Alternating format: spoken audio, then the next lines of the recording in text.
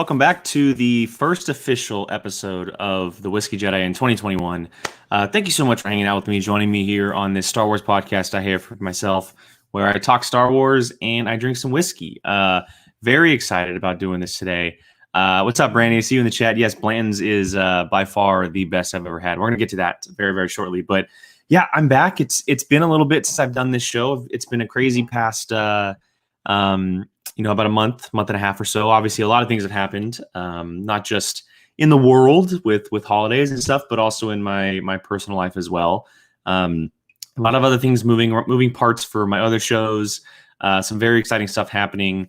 But I'm excited to revamp this show going into the new year and do some new things with it and get back to a normal schedule with it. And, this last year was the first time I had ever done a personal podcast like this. And I was very much getting the hang of it still and kind of, figuring out how I was going to talk to myself and what kind of topics were best suited for me. But I kind of have that on lock now. I'm looking forward to it. I'm excited. I know what I'm going for. And I think what I'm going to do going forward, instead of trying to do the every week thing, I'm going to go every 2 weeks. Give myself a little bit of a breather in between each episode. It also allows me to stack up a little bit more on whiskey. I don't want to have nothing to drink on those shows. And also it's going to allow me to get guests more frequently and kind of plan things out a little bit. So I'm super excited. I'm really excited to get back into the show and talk Star Wars and drink more whiskey, you guys, and recommend some stuff out there if you've never had it before. So let's just kind of get the ball rolling a little bit. The way the show works, if you've never joined us before, first of all, thank you so much for joining me. Really, really appreciate it. This is the Whiskey Jedi podcast. It's all about Star Wars, all about whiskey. It's a 50-50 split down the middle. And the way it works is I drink some whiskey and I kind of break down the whiskey itself, talk about it, its history, where it's from. Most of the time it's a first timer. That definitely is the case most of the time where it's a first timer. Tonight, I'm drinking my all-time favorite. It's one I've had multiple times. I actually might end up finishing the bottle tonight. I don't know how much is left in it per se towards the glass I have. But I figured, we're talking about a favorite character of mine, an all-time favorite character of mine, and her potential going forward in live action. Why not open my favorite whiskey and pair the two together? So I'm super excited. But the way it's going to work is I have a topic tonight, and we're going to be talking about the AHSOKA series. Some rumors and details have come out recently about it, and we're going to kind of be breaking them down, my thoughts on them, what I think. Are they true? If they are true, what does it mean? And throughout the show, I'll be sipping some whiskey. And if you guys have questions about the whiskey, you're more than welcome to ask. Would love any questions about it. If you guys have recommendations for me, I would love some recommendations as well. I definitely write those down. And then if you guys have questions about the AHSOKA series or Star Wars in general, do not be afraid to shoot those out in the chat. I would love to hear from you guys as far as Star Wars questions. Like I said, this is very much just a personal thing for me where I'm able to get on camera and talk about whatever the hell I want to talk about for however long I want to do. And if you guys have any questions for me regarding Star Wars, especially the last time I did this, all of the new Star Wars stuff had yet to be announced. The AHSOKA series had yet to be announced. And so there's a lot of stuff to talk about going forward in Star Wars, which is very, very exciting. So I'm going to go ahead and pour myself a glass. And just to start, I actually have this really cool glass I got for Christmas. It's hard to see, but it's one of those glasses where the ice cube is actually frozen on the inside of the glass. And then it melts as it goes. You can kind of see it slanted right there. It's super, super cool. Instead of just molding an ice cube, you actually mold the ice cube into the glass. And so once I pour it here, you'll be able to probably see it a little bit better. But it keeps it cold. It keeps it cold, and it's a nice, even little drink. I'm afraid I'm going to waste the bottle today because it's a very expensive bottle of bourbon, but we'll see what happens. All right. Here we go. Hey, Ferris, what's up, man? What's up? Thank you for joining me, man. So here's an example of this glass I was talking about. You can see the ice and the whiskey, the split. How cool is that?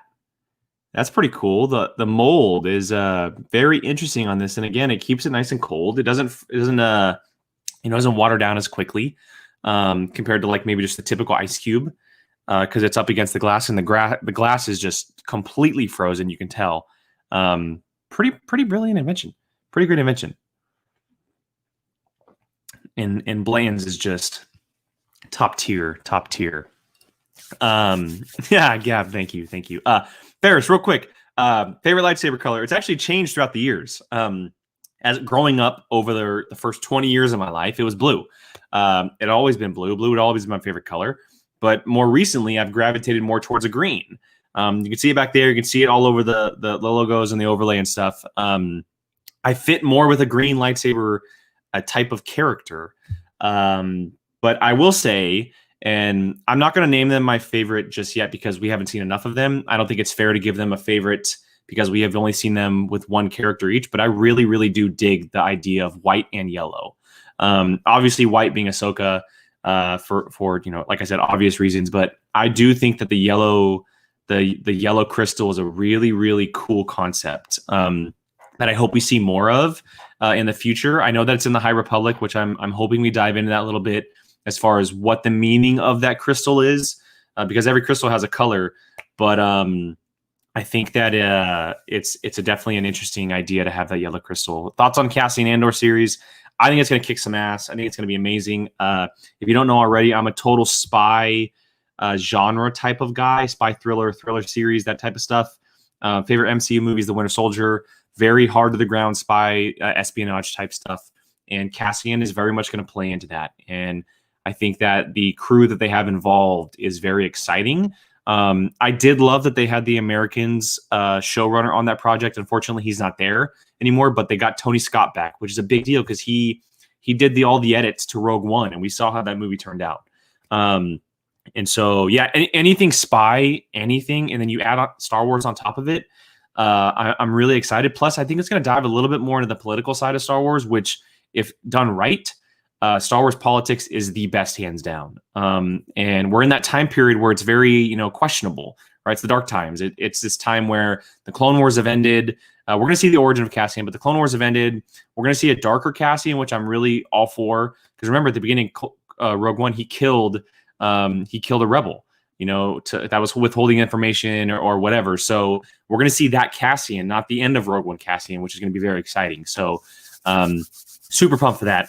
Would you love a show or a movie surrounding the criminal underworld with pod racing, spice running, gun running, gambling, all of it? But I will say, and I've been saying this for the longest time, and actually on Apocalypse, you can find the video.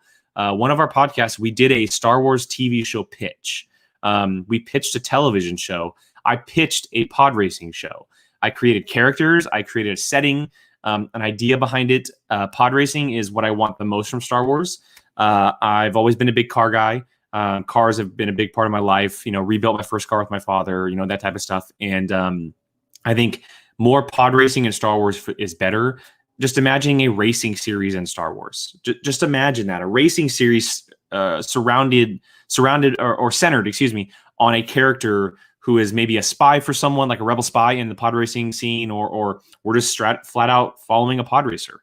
We're getting Top Gun in space with Patty Jenkins and Rogue Squadron. Why can't we get Days of Thunder in Star Wars, right? Another Tom Cruise reference there. I think it's absolutely prime. And I if I was ever given the opportunity to do anything in Star Wars, it's 100% pod racing. I think it's so rich and it's so untouched in every medium. We don't see a lot of it anywhere outside of just the Phantom Menace, which I think is one of the best moments and sequences in Star Wars, period. Brandy, I never knew there were different colors. I knew I paid attention enough to the movies, I guess. Yes, there's all kinds of colors. Canon-wise, before High Republic came out, there was only a handful. There was red, blue, green, purple were kind of the main ones. Originally, it was just blue, but then they introduced blue and red, Then they introduced green in Return of the Jedi. Prequels opened up the idea of purple. A movie... or not a movie, Jedi Fallen Order introduced the idea of an orange saber. Obviously, the Rise of Skywalker with the yellow, Ahsoka with the white. And so there's now almost a color for everything. And I'm not surprised by that. But there's a reason we only see so many in the films. A pod racing show. It's given. And what's up, John? Thank you for joining me, man. Thank you for joining me. Yes. So guys, we're going to be talking Ahsoka tonight, her series. And like I mentioned, last time I did the show, her series had not been announced. And all of that stuff that had been dropped during the Disney reveal, if you will, her series, obviously, for obvious reasons, was the one I was most excited about. And we didn't know much of it at the time. We had no idea what it was going to be about. All we knew is that where it was set, which it was going to be set during the timeline of Rey's got a yellow saber at the end of Rise of Skywalker. That's the only time we've ever seen it. Avar Kriss has one in Light of the Jedi and some others, but as far as physical media, Rey is the only person we've seen with a yellow saber. But yeah, so all we knew is that it was going to be taking place during the Mandalorian timeline, and that was essentially it. That we knew that Favreau and Filoni were going to be executive producing, which made sense. Obviously, Filoni heavily involved with the creation of the character, but we didn't know anything. And now there's some things that have been coming out that give levity to the conversations that have been happening recently. Obviously, when we think of Ahsoka and a series, we think of the search for Ezra. We think of a Rebels sequel series with Sabine, because that was the last time we had seen her until she appeared in The Mandalorian Season 2. Now, it's always been left up since her appearance whether or not Mando takes place before or after that moment in Mandalorian Season 2. After watching it and listening, I do have a feeling that Mandalorian Season 2 took place before Rebels finale, which is a very interesting play on the timeline and what happens. But that's neither here nor there, because and let's just get to it. So Kessel Run Transmissions, who is run by Corey and Noah, they do a great job of stuff. They do a really good. They have a podcast. They have shows on YouTube. They're heavily involved in the circuit, and they've done things like this before, where they've broken scoops and they've said things that eventually end up becoming true. And they are now back into the fold and dropping things and getting the information. And this one has to do with the Ahsoka series. And it's about details of what it's going to be about. So let me just read some quotes real quick. And I'm reading this from the website, The Direct, which got them from Kessel Run Transmissions. And these are just some scattered quotes that happened during their report of the Ahsoka series. So it has said here, quote, "The plot of Ahsoka is the search for Ezra Bridger, Ezra and Thrawn," end quote there. And then it continues by saying the Ahsoka series is literally taking the scripts from the Rebels sequel into her series, which is an interesting that we're going to talk about here in just a second, because that might be the most interesting aspect of this entire thing here. Again, we're going to be seeing Sabine in live action. She's going to be co-starring alongside Ahsoka. Originally, the Rebel sequel was going to be starring Ahsoka and Sabine, so it makes sense that the Ahsoka series would be the same thing. And then finally, it will lead into spin-offs like an Ezra and Thrawn show. Ahsoka will be the story that the successor was supposed to be. And so if you have not seen Star Wars Rebels, first of all, get on it. If you're a Star Wars fan, I cannot recommend Rebels enough. I'm actually in the process of rewatching, kind of scattered a little bit in the episodes, but I'm rewatching a handful of them and really getting back into that world. But Rebels, and spoiler, ended with Sabine and Ahsoka after Return of the Jedi, after this Galactic Civil War, going off and searching for Ezra. Those were the closing moments of that show. And so ever since then, we've been wondering, first of all, we've been wondering what happens next. Where do they go? Are these characters ever going to be seen again? And that led us into the fact that when was it going to happen? Because we always had a feeling with Dave Filoni that he doesn't end a show like that and not set something up for down the road. Now, we never thought it would lead into something like The Mandalorian Season 2, where Ahsoka appears in that show. But now that has happened, what comes next? And it seems like after the success of Rosario Dawson playing the character in live action, after the success of bringing characters like Bo-Katan and Ahsoka, even Grogu to extent to live action, it seems like the Star Wars future on television for the time being is going to be, or the Star Wars television future is going to be live action, is what I was trying to say. And so that includes Ahsoka. And then we found out, obviously, that the Ahsoka series was announced. And now we're to a point, now we're trying to figure out what it's about. And quite honestly, it would make complete sense as to what it's about if it was the Rebel sequel series. It would make 1,000% sense. if they took those stories or those ideas and translated them into a live action project. Not because well, it's kind of become a couple things here. First of all, is the success that Ahsoka had in Mando season 2. When she appeared in episode 5, the Star Wars world or galaxy blew up. Everyone was blown away with how well she was done. Rosario Dawson played the character great. They interpreted the character great. She looked great. And so after that series, everyone's first thought was, wow, this could actually happen. This could actually be a thing in the future where Ahsoka is a live action character going forward. You know, and at that time, we didn't know if that was going to be in Mando season 2. We didn't know if that was going to be in some other show. And fast forward a few weeks, and we find out that it's actually her own show, which is a big deal. So now we're at the point where we're just waiting to hear concrete evidence as to what it's going to be about. And Kessel Run, who, like I mentioned, is very good at getting these scoops, if you will, kind of have an idea and a beat on what it's going to be. It's going to be the Rebel sequel series. And I've been saying that from the beginning. I've been saying that, you know, even before Mando, or maybe it was during Mando season 1. I don't know exactly, but I've been saying for a long time now that the Rebel sequel series was going to be live action. It just made sense. It really did. I love animation. I will always hold Rebels and the Clone Wars special to my heart, and I can't wait to see something like the Bad Batch and even more shows down the road, because I know it's happening. I know it's coming. More of it's going to come, but I just felt like it was the next evolution of Star Wars, and specifically these characters.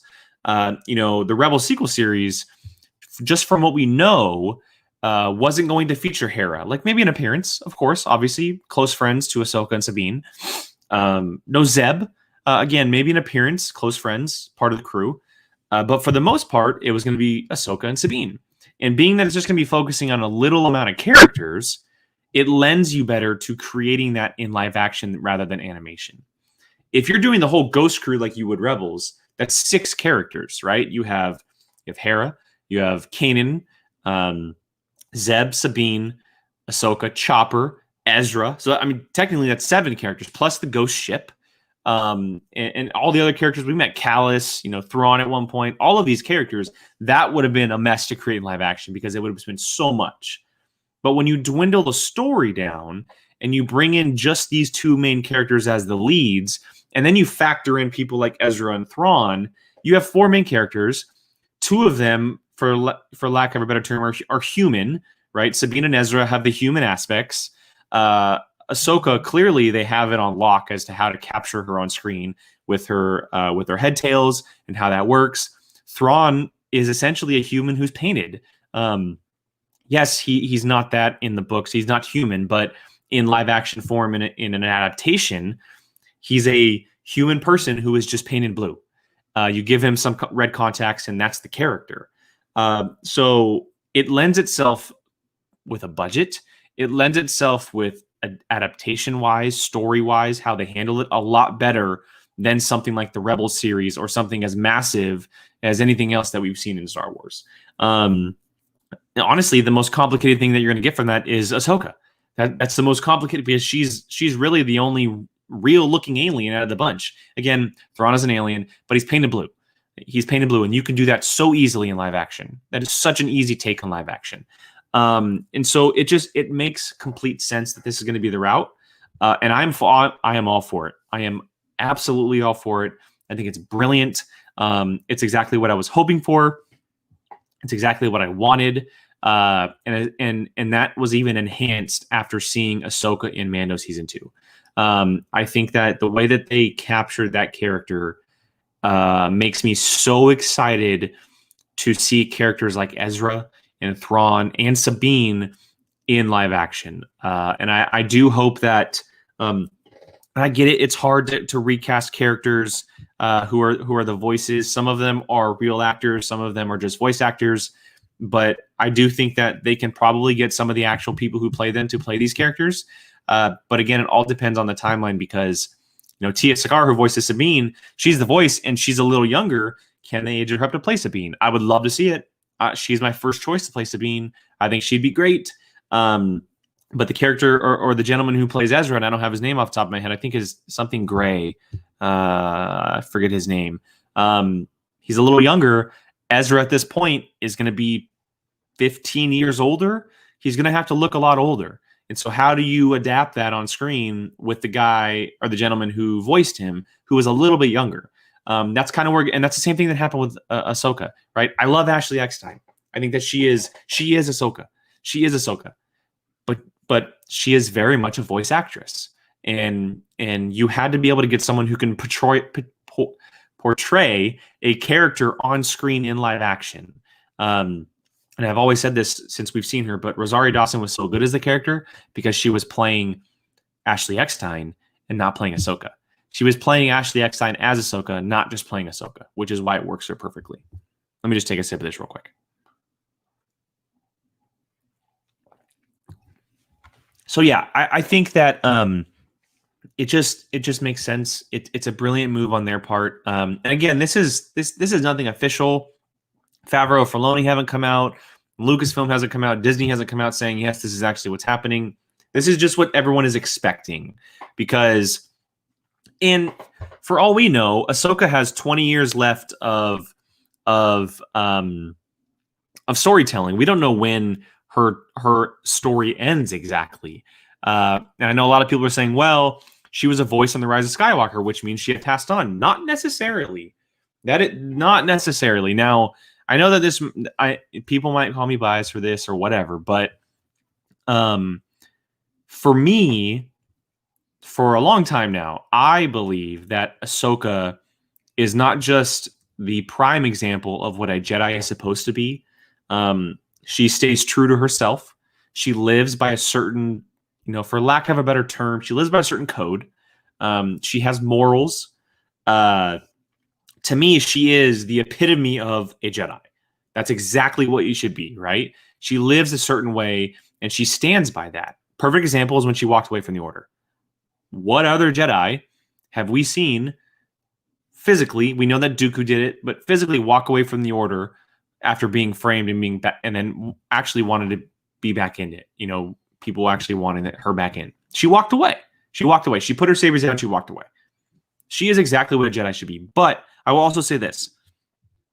Her path, especially over the last number of years, Rebels and now Mando, her path is putting her on a finish line of becoming all one with the Force. And that could mean a lot of things.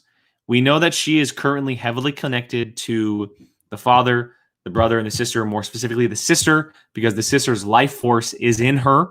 That is why Morai, the bird that follows Ahsoka, that is why Morai is with Ahsoka constantly. We saw Morai in Mando. We saw Morai in Rebels. We see Morai in Clone Wars. The sister's life force, which is the light side, the sister is the light side. The sister's life force is inside Ahsoka. So when she passes on, or when she dies, or if she ever does die, what happens to her? Does she become one with the Force, the true one with the Force? Does she become the Force? Or is she able to tap into something else while still being alive that allowed her to lend her voice in The Rise of Skywalker? That's a big question. I do have a feeling at some point we will get that answered. I don't know exactly when, or again, that's a big if. It really is a big if. It's just something that I really want to see personally. But her story is nowhere near ending. I believe in Kessel Run's report, they also said that they had heard that Ahsoka's story is far from ending and that her story may actually end in live action, and we will see her in live action again. Her story started animation. Her story will continue in animation at some point. We will see her in animation again, not live action, her story started in animation. It would make sense for it to kind of finish off in animation, because at some point, we're going to have to let go of Ahsoka. As much as that hurts me, at some point, we are going to have to let go of Ahsoka. Her story will have to end at some point, because we will get to a time where there are no more stories to tell. Now, when that is, I don't know, but I'm very interested to find out. So, look, the other part of this is Ezra and Thrawn. Their story is far from over. Ezra's story is far from over. Thrawn's story is far from over. Now, the big question here is that the idea of Mando, Ahsoka, and I always mess up this name. It's the New Republic show, Rangers of the New Republic. There we go, Rangers of the New Republic. That all three of these shows are going to essentially run at the same exact time, and they're all going to collide into one big story, a la the MCU, where their stories and their movies intertwine and they come together for one big event. Ahsoka, Mando, and Rangers are going to come together in one big event. Now, I have a feeling that Thrawn is a big thing in that. I don't know how much exactly, but if Thrawn is in Ahsoka series, he's 100% involved in this big event that's going to happen. I don't know if it's the Siege of Mandalore again or the Mandalorian Civil War, or if it's the fight against Thrawn. But where are Thrawn and Ezra? That's the second big question outside of that Rebels finale that we got, is where the hell did they go? Where are they? How long have they been there? Have they been traveling the galaxy? Where are they just caught up on a planet and not able to get off? Like, what is happening between the two of them? Are they friends now? Are they living together? Do they separate? Like, what is happening with those characters? And for me, seeing those in live action would be amazing. I would love to see that story in live action. Again, I would love to see it in animation as well. I'm a big fan of Star Wars animation, but I think Star Wars live action is kind of where it's at right now. And to be able to see characters like Ezra Bridger and Thrawn on screen in live action 20 years after the events of Rebels is very intriguing to me. It's very intriguing to me. A much more mature Ezra Bridger, a much more in tune with the Force Ezra Bridger. Thrawn is someone who doesn't have the Empire at his fingertips, right? He's on his own. And we know how smart the guy is. What is he currently doing? And again, the big question, are him and Ezra dudes? Are they dudes? Are they hanging out together? So I'm super pumped to see what that is all about. And I hope we hear more about it soon. I know that they're going to fast track these series. They're not going to slow up on these at all. We're only getting the Bad Batch and Boba Fett. We're only getting those two this year, but I have a feeling, and Mandalorian season 3 is going to come out very shortly after Boba Fett. I have a feeling a lot of these series are going to come out back to back, because if they're going to come into one big event, they're all going to have to play out very quickly together. In what order, I'm not sure. So do not be surprised if we see the Ahsoka series next year. We see how quick they shoot Mando series. They shoot them and they're already in the can. The same thing could happen for Ahsoka. The same exact, and they could be shorter episodes as far as how many. We get 8 for Mando. This could be 6. This could be 6 for Ahsoka and Rangers. Who knows? But either way, I'm super excited. And I think that all these reports by Kessel Run line up exactly how I feel about all of this. I'm really looking forward to it, and I can't wait to see more Ahsoka. Obviously, I'm a big fanboy. I mean, I have this sitting right here, his beautiful poster given to me by a really good friend. A good friend, excuse me. You see Morai right there too. The bird next to Ahsoka. I mean, I have Ahsoka stuff all over the place. Her lightsabers are sitting right over there for me. And so I'm a big fan, and I would absolutely love to see her story continue, and it specifically be the Rebel sequel. I think that story needs to be told. So, all right, Gio, I see your question there, bud. Let me go ahead and get to some Blanton's real quick, and then we'll get to your question here, because that is some big news that did come out here, and I do want to talk a little Indiana Jones as well, because that came out too. So Blanton's bourbon, and look, I almost used up on my bottle. So here's the bottle. Very, very cool bottle, very unique. It looks like a hand grenade. So if you ever want to, someone intrudes your house and you don't have a weapon of any kind, grab yourself a Blanton's bottle, because this can knock someone the hell out. Anyway, very interesting thing here with Blanton's bottles. So the top obviously is really cool with the horse. It plays into the Kentucky, bourbon stuff, that type of stuff. But if you look closely, you see the T right there. Right there. So each bottle has a different letter, and they spell out Blanton's. And so you can actually collect them and spell the word Blanton's out as a collector's item. If you're into collecting bottles, specifically whiskey bottles and hanging them up or putting them up on a shelf. Maybe a bar that you like doing that. So, or just like, like a man cave or something, or a woman cave, a person cave. You can collect Blanton's bottles and search for letters. The big thing here is that it does run a hefty price. It's a hefty bottle. But it's real worth it, guys. I can't tell you enough how much I enjoy this whiskey. I've had this specific bottle for going on, I want to say 3 years now, maybe going on 4. And I'm now just about to finish it. It was given to me by a family member who and she brought it over from Texas. And it was the first ever time I had it. And then I was pretty much hooked ever since. If I'm able to get it for a good price at a bar for an old fashioned or something, I will get a Bland's old fashioned. But again, they do run pretty hefty. I do want to read some of this here on the bottle because they do have some cool facts here. So it's distilled and bottled at Blanton Distilling Company in Frankfort, Kentucky. There you go. And each bottle is recorded with the master register at Blanton Distilling Company. This register bottle number is 160. Which is really cool. So this bourbon whiskey dumped on 7/27/17. So there you go. This was made in 2017. I got it there shortly after. So it's a very customized bottle. And it says, "We believe this is the finest bottle of whiskey ever produced, affording you extra flavor, brought and character. Extra flavor and character. Excuse me. There we go. And so it's a very clean, crisp. I don't want to say easy, but for lack of a better term, easy whiskey. It goes down smooth. That's the word I was looking for. Smooth. It's a very smooth whiskey. It goes down very simply for a bourbon. Sometimes bourbon has a kick to it. It has a little bit of a burn. This does not have as much of a burn as you would think it would be. It's not strong at all. It's a very, very flavorful whiskey, and I cannot recommend it enough. Again, it does run a little hefty, but I'm telling you, it is well worth every single penny that you spend on it. I promise you.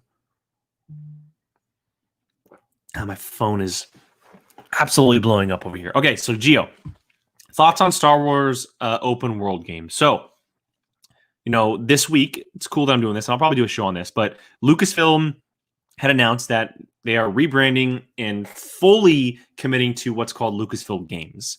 Lucasfilm Games they're going for it. They're going for it. And it came out that after their contract is up, Star Wars, or Lucasfilm, and EA Games, they will not be renewing the contract. EA Games does Battlefront. They did Squadrons. They did Jedi Fallen Order.